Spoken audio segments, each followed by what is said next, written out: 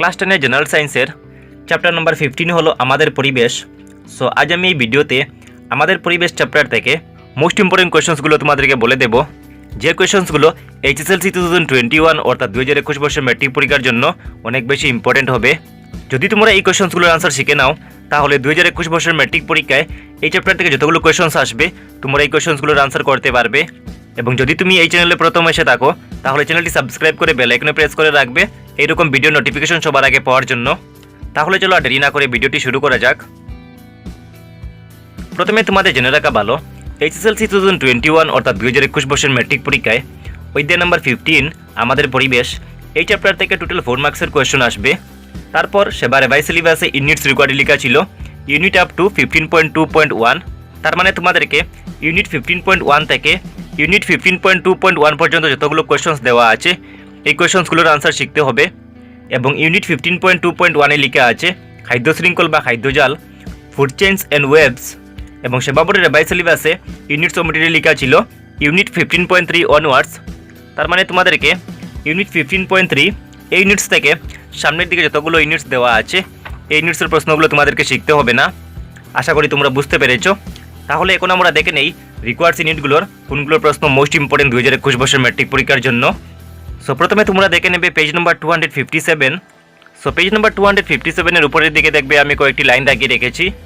এখানে দেখো লেখা আছে যেসব পদার্থ জৈবিক প্রক্রিয়া দ্বারা ভাঙা যায় তাদের জৈব বিনাশক আবর্জনা বা পদার্থ বলে। সো তোমাদের এক্সামে প্রশ্ন আসতে পারে যে জৈব বিনাশক বা জৈব বিয়োজনীয় বা জীব নিম্নীকরণ পদার্থ বলিতে কি বুঝো, উদাহরণ দাও। তোমার আনসারে কি লিখবে? তোমার আনসারে লিখবে যেসব পদার্থ জৈবিক প্রক্রিয়া দ্বারা ভাঙা যায় তাদের জৈব বিনাশক বা জৈব বিয়োজনীয় পদার্থ বলে। এবং জৈব বিনাশকের উদাহরণ হবে ঘাস, কাগজ, কাপড় ইত্যাদি। তারপর দেখো লেখা আছে যেসব পদার্থ এই প্রক্রিয়া দ্বারা ভাঙা যায় না তাদের জৈব অবিনাশক বা জৈব অবিয়োজনীয় বা জীব অনিম্নীকরণ পদার্থ বলে। সেখান থেকে তোমাদের একদম আরেকটি প্রশ্ন আসতে পারে যে জৈব অবিনাশক বা জীব অনিম্নীকরণ পদার্থ বলিতে কি বুঝো, উদাহরণ দাও। তোমার আনসারে কি লিখবে? তোমার আনসারে লিখবে যেসব পদার্থ জৈবিক ক্রিয়ার দ্বারা ভাঙা যায় না তাদের জৈব অবিনাশক বা জৈব অবিয়োজনীয় বা জীব অনিম্নীকরণ পদার্থ বলে। এবং জৈব অবিনাশকের উদাহরণে তোমরা লিখবে প্লাস্টিক, কাঁচ, নাইলন ইত্যাদি। তারপর এই পেজের নিচের দিকে দেখবে একটি প্রশ্নাবলী দেওয়া আছে। সো এই প্রশ্নাবলী থেকে তোমরা প্রথমে কোয়েশ্চন নাম্বার 1টি দেখবে কোন কোন পদার্থ জৈব বিনাশক এবং কোনগুলো জৈব অবিনাশক। এবং আমি তোমাদেরকে একটু আগে বলে দিয়েছি যে জৈব বিনাশক এবং জৈব অবিনাশক পদার্থগুলিকে আমরা কী নামে জানি।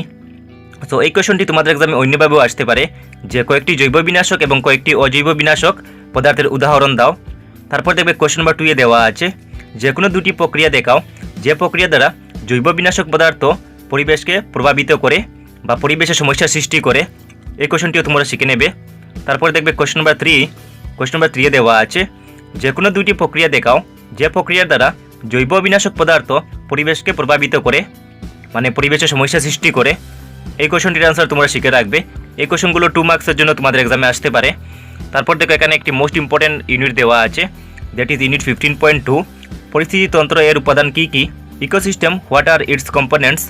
সো এই ইউনিট থেকে তোমাদের এক্সামে একটি প্রশ্ন এসে থাকে যে পরিস্থিতিতন্ত্র কী বা পরিস্থিতিতন্ত্র বলিতে কী বুঝো। সো আমি তোমাদেরকে এখান থেকে আনসারটি মডিফাই করে বলে দিচ্ছি, তোমরা তোমাদের খাতায় লিখে নেবে। সো তোমার আনসারে লিখবে পরস্পরের মধ্যে ক্রিয়া প্রতিক্রিয়ার মধ্য দিয়ে জীবন নির্বাহ করা বিভিন্ন প্রকার জীব এবং তাদের পরিবেশকে একত্রে পরিস্থিতিতন্ত্র বলে। এবং তোমরা মনে রাখবে পরিস্থিতিতন্ত্র 2 প্রকার, প্রথম হলো প্রাকৃতিক পরিস্থিতিতন্ত্র এবং দ্বিতীয় হলো কৃত্রিম পরিস্থিতিতন্ত্র বা মানবসৃষ্ট পরিস্থিতিতন্ত্র। তারপরও এই ইউনিট থেকে তোমাদের এক্সামে আরও প্রশ্ন এসে থাকে। আমি ভিডিওটি শেষে তোমাদেরকে এই প্রশ্নগুলো বলে দেবো, তোমরা ভিডিওটি স্কিপ না করে দেখতে থাকো। সো নেক্সট পেজ হলো page number 259। So page number 259 এর নিচের দিকে দেখবে একটি চিত্র দেওয়া আছে। এই চিত্রটি হলো পৌষ্টিক স্তরের চিত্র। সো এই চিত্রটি তোমরা একটু দেখে রাখবে। এবং উপরে দেখো দেওয়া আছে একটি ইউনিটটি হলো 15.2.1 খাদ্য শৃঙ্খল বা খাদ্যজাল। এখান থেকে তোমাদের এক্সামে কোয়েশ্চন এসে থাকে। এই কোয়েশ্চনগুলো আমি তোমাদেরকে ভিডিওটি শেষে বলে দিচ্ছি, তোমরা ভিডিওটি স্কিপ না করে দেখতে থাকো। তারপর নেক্সট পেজ হলো page number 260। So page number 260 নিচের দিকে দেখবে একটি চিত্র দেওয়া আছে। সো এই চিত্রটি হলো কোনো একটি পরিস্থিতিতন্ত্রে শক্তির পরিবহন এর চিত্র। সো এই চিত্রটি তোমাদের এক্সামে এসে থাকে এবং কোয়েশ্চনে লেখা থাকে একটি পরিস্থিতিতন্ত্রে শক্তির পরিবহনের চিত্র অঙ্কন করো বা চিত্র আঁকো। সো এই চিত্রটি তোমাদেরকে দেখতে হবে। তারপর আমরা চলে এলাম নেক্সট পেজে। সো নেক্সট পেজ হলো page number 261। So page number 261-এ একটি প্রশ্নাবলী দেওয়া আছে এবং এই প্রশ্নাবলীতে মোস্ট ইম্পর্টেন্ট কোয়েশ্চন্সগুলো দেওয়া আছে। সো কোয়েশ্চন নাম্বার 1-এ দেওয়া আছে পৌষ্টিক স্তর কি, খাদ্য শৃঙ্খলের একটি উদাহরণ দাও এবং এর বিভিন্ন পৌষ্টিক স্তর ব্যাখ্যা করো। এই কোয়েশ্চনটি কিন্তু মোস্ট ইম্পর্টেন্ট এবং এই কোয়েশ্চনটি 2021 সালে ম্যাট্রিক পরীক্ষার জন্য অনেক বেশি ইম্পর্টেন্ট। তারপরে নেক্সট ইম্পর্টেন্ট কোয়েশ্চনটি হলো পরিস্থিতিতন্ত্রে বিয়োজকের ভূমিকা কী। এই কোয়েশ্চনটি কিন্তু অনেক বেশি ইম্পর্টেন্ট। সো তোমরা এই প্রশ্নাবলী থেকে এই দুটি কোয়েশ্চনের আনসার কিন্তু সবার প্রথমে শিখে রাখবে। তারপর নেক্সট ইউনিট হলো 15.3। সো এই ইউনিট থেকে সামনের দিকে যতগুলো ইউনিটস দেওয়া আছে এই ইউনিটসের প্রশ্নগুলো তোমাদেরকে পড়তে হবে না, কারণ এইগুলো সেবারে বাই সিলেবাস থেকে ওমিট করা হয়েছে। তারপর নেক্সট পেজ হলো page number 264। So page number 264-এ এই চ্যাপ্টারের অনুশীলনী দেওয়া আছে। সো অনুশীলনী থেকে তোমরা MCQ number 1, MCQ number 2, MCQ number 3 এই তিনটি MCQ দেখে রাখবে। কিন্তু তোমরা মনে রাখবে সেবা বোর্ডের লেটেস্ট ব্লুপ্রিন্ট অনুযায়ী এই চ্যাপ্টার থেকে কোনো MCQ আসবে না, তারপরও তোমরা এই MCQগুলো দেখে রাখবে। তারপর নেক্সট পেজ হলো page number 265। So page number 265 থেকে কোয়েশ্চন নাম্বার 4 তোমাদেরকে দেখতে হবে। কোয়েশ্চন নাম্বার 4-এ দেওয়া আছে যদি একটি পৌষ্টিক স্তরের সব জীবকে বধ করা হয় বা সব জীব মারা যায় তখন কি হবে বা তবে কি হবে। তারপর এখান থেকে কোয়েশ্চন নাম্বার 60 তোমাদেরকে দেখতে হবে। কোয়েশ্চন নাম্বার 6-এ দেওয়া আছে জৈব বৃহত্তরীকরণ কি, এই বৃহত্তরীকরণের স্তর পরিস্থিতিতন্ত্রের বিভিন্ন স্তরে কি বিভিন্ন রকম। এই কোয়েশ্চনটির আনসার তোমাদেরকে শিখতে হবে।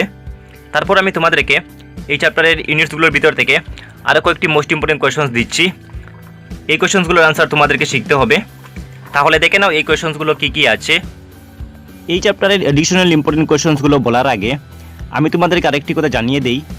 আমি এই চ্যানেলে ক্লাস 10-এর সায়েন্সের চ্যাপ্টার নাম্বার 1 থেকে চ্যাপ্টার নাম্বার 14 পর্যন্ত প্রত্যেকটি চ্যাপ্টারের ইম্পর্টেন্ট কোয়েশ্চন্সের ভিডিও অলরেডি আপলোড করে রেখেছি। যদি তোমরা এই ভিডিওগুলো না দেখে থাকো তাহলে এই চ্যানেলের প্লেলিস্টে গিয়ে এই ভিডিওগুলো দেখে নিতে পারো, বা আমি এই ভিডিওটির ডিসক্রিপশনে লিঙ্ক দিয়ে দেবো, সেখান থেকেও তোমরা দেখে নিতে পারো।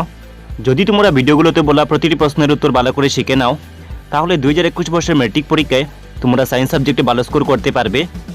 সো এখন তোমরা চ্যাপ্টার নাম্বার 15-এর ইম্পর্টেন্ট এডিশনাল কোয়েশ্চন্সগুলো দেখে নাও। সো ফার্স্ট এডিশনাল কোয়েশ্চনটি হলো পরিস্থিতিতন্ত্রের উপাদানগুলো কি কি ব্যাখ্যা করো।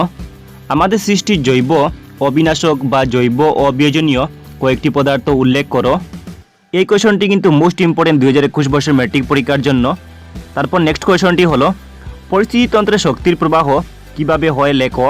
পরের কোয়েশ্চনটি হলো খাদ্য শৃঙ্খল এবং খাদ্যজাল কি, উদাহরণ সহ ব্যাখ্যা করো।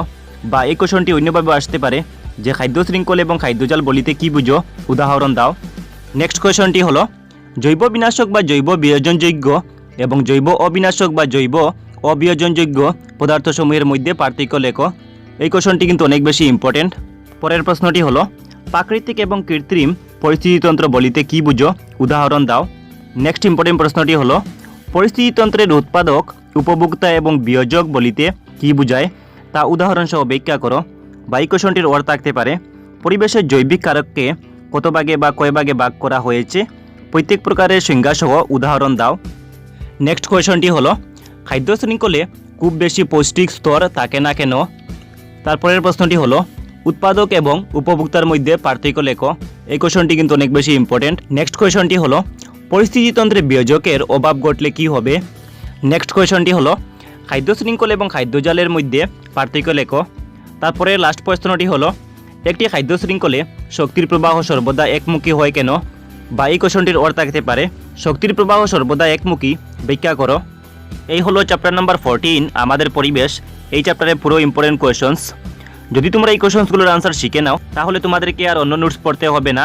এবং যদি এই অ্যাডিশনাল কোয়েশ্চন্সগুলোর আনসার তোমাদের কাছে না থাকে তাহলে তোমরা এই ভিডিওটির নিচে কমেন্ট বক্সে গিয়ে আমাকে কমেন্ট করে জানাবে। আমি এই কোয়েশ্চন্সগুলোর আনসার PDF করে এই ভিডিওটির ডিসক্রিপশনে দিয়ে দেব। এবং তোমরা মনে রাখবে আমি সায়েন্সের যতগুলো চ্যাপ্টার ছিল এসবগুলো চ্যাপ্টারের ইম্পর্টেন্ট কোয়েশ্চন্সের ভিডিও অলরেডি কমপ্লিট করে নিয়েছি। তার মানে তোমাদের সায়েন্সের সিলেবাস কমপ্লিট হয়ে গেল। এবং আমি এই চ্যানেলে ক্লাস 10-এর ইংলিশ, ক্লাস 10-এর সোশ্যাল সায়েন্স এবং ক্লাস 10-এর জেনারেল ম্যাথমেটিক্সের ইম্পর্টেন্ট কোয়েশ্চন্সের video chapter wise already upload করে রেখেছি। যদি তোমরা এই ভিডিওগুলো না দেখে থাকো তাহলে এই চ্যানেলের প্লেলিস্টে গিয়ে এইগুলো তোমরা দেখে নিতে পারো। এবং যদি ভিডিওটি ভালো লাগে ভিডিওটিতে একটি লাইক করবে এবং এই ভিডিওটি তোমরা তোমাদের বন্ধুদের সঙ্গে শেয়ার করবে। যদি এই চ্যানেলে নতুন হয়ে থাকো চ্যানেলটি সাবস্ক্রাইব করে বেল আইকনে প্রেস করে রাখবে এরকম এডুকেশনাল ভিডিও সবার আগে পাওয়ার জন্য। Thanks for watching. আবার একটি নতুন ভিডিওতে দেখা হবে। আজকের মতো বাই।